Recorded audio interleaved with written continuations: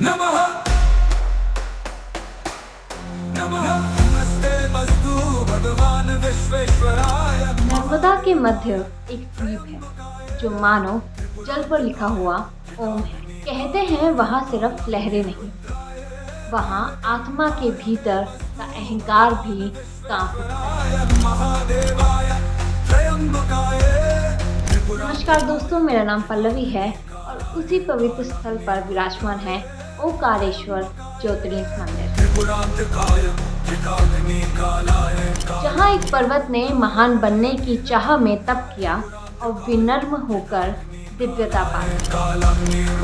भारत की पवित्र नदियों में एक नदी है नर्मदा, प्राचीन, गहरी, रहस्यमयी। और इसी नर्मदा के मध्य जल से घिरे एक द्वीप पर एक ऐसा ज्योतिर्लिंग विराजमान है जो केवल शिव का प्रतीक नहीं बल्कि संतुलन का शाश्वत संदेश है।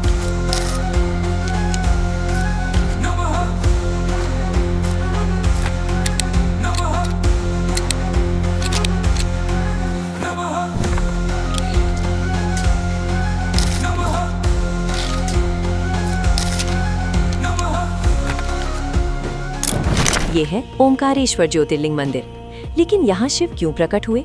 किसका अहंकार यहाँ टूटकर भक्ति में बदल गया? और क्यों ये स्थान हमें सिखाता है कि महानता ऊंचाई में नहीं, विनम्रता में है। मध्य भारत की भूमि, जहाँ पर्वत उतने ऊंचे नहीं जितने हिमालय, पर उतने ही प्राचीन है, वहीं नर्मदा अपनी शांत और गंभीर धारा में एक द्वीप को आलिंगन देती है। ऊपर से देखने पर यह द्वीप ओम के आकार जैसा प्रतीत होता है, मानो स्वयं प्रकृति ने स्थान को मंत्र बना दिया हो। और इसी मंत्र के केंद्र में समय और तत्वों से परे ओंकारेश्वर ज्योतिर्लिंग स्थित है, वो बिंदु जहाँ शक्ति और संतुलन एक हो जाते हैं। बहुत प्राचीन काल में विंध्या पर्वत के भीतर एक विचार जन्मा, एक साधारण विचार, पर धीरे धीरे वही विचार अहंकार में बदल गया। विंध्या में देखा कि हिमालय को देवताओं का निवास कहा जाता है। ऋषि उसके शिखरों पर तप करते हैं, देवता वहीं वास करते हैं। और उसके भीतर प्रश्न उठा, मुझ में क्या कमी है? क्यों मैं महान नहीं माना जाता? ये प्रश्न साधना बन गया, पर यह साधना भक्ति से नहीं, तुलना से जन्मी थी। विंध्या ने कठोर तपस्या आरंभ की। उसकी तपस्या इतनी उग्र थी कि वन सूखने लगे, नदियां मंद पड़ने लगी और प्रकृति उसकी ऊर्जा से कांप उठी।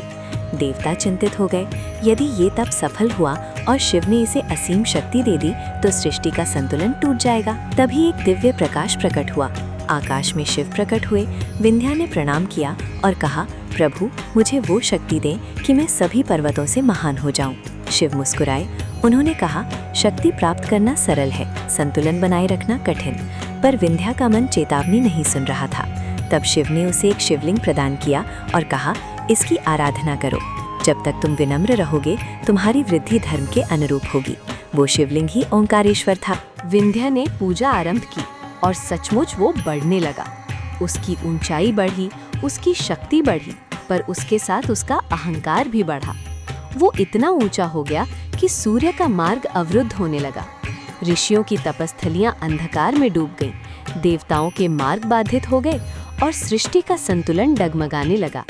देवताओं ने तब एक ऐसे ऋषि को स्मरण किया जो शक्ति से नहीं, विनम्रता से महान थे, अगस्त्य।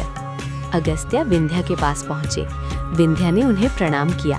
अगस्त्य ने कहा, मैं दक्षिण जा रहा हूँ, जब तक मैं लौटूं तुम झुके रहना ताकि मैं पार जा सकूं।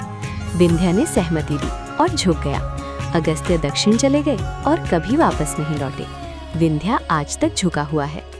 उस क्षण विंध्या का अहंकार टूट चुका था। उसने समझ लिया कि ऊंचा होना महान होना नहीं है, विनम्र होना महान होना है। उसने उसी स्थान पर शिवलिंग की स्थापना की और शिव ने उसमें स्वयं को स्थापित किया। वही ज्योतिर्लिंग ओंकारेश्वर कहलाया।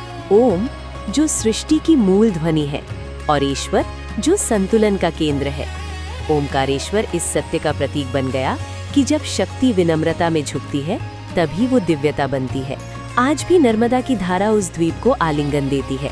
मंदिर में दीप चलते हैं, घंटियों की ध्वनि हवा में खुलती है और ऊपर से देखने पर पूरा द्वीप अब भी ओम के आकार में दिखाई देता है, मानो प्रकृति स्वयं कह रही हो, संतुलन ही ब्रह्म है। ओंकारेश्वर हमें सिखाता है कि अहंकार भी भक्ति से शुरू हो सकता है, पर भक्ति अहंकार में समाप्त नहीं हो सकती। जब मन कहता है मैं श्रेष्ठ हूँ, तब जीवन अगस्त्य बनकर आता है और हमें झुका देता है, कभी परिस्थिति से, कभी विफलता से, कभी समय से। और वही झुकना आध्यात्मिकता की शुरुआत बन जाता है।